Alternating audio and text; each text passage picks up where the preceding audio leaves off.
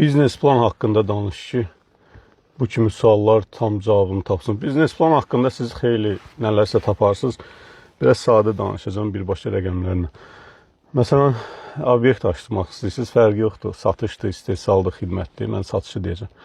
Deməli, 1000 manat hesablayırsınız ki, icarəyə arenda götürəsiniz. Bir ya iki işçiniz olacaq, təxmini 600-700 manat, bəlkə də indi biraz daha yüksək olar. Xərclərinizi sayırsınız, vergisidir, təxmini 500 manat, məsəl üçün 1700, 2200, əlavə xərclər 3000 manat bilirsiniz ki, sizin cəmisi xərciniz olacaq bir ay ərzində.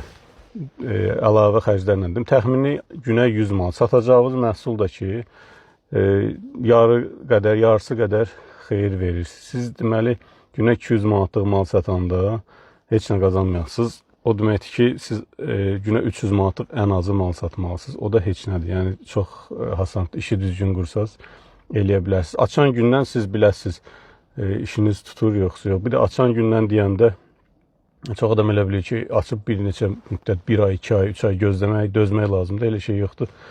Tələb olmalıdır sizin gördüyünüz işə.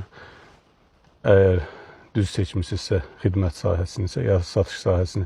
Açan gündən heç olmasa, gündəlik qazancınız çıxmalıdır. Dediyim kimi, əgər gündə 300 manat eləsə satış, o biləsiniz ki, artıq qazanırsınız. 200 manatla xeyir mayazı çıxardırsınız, o birisi 100 manat sizin gəlir.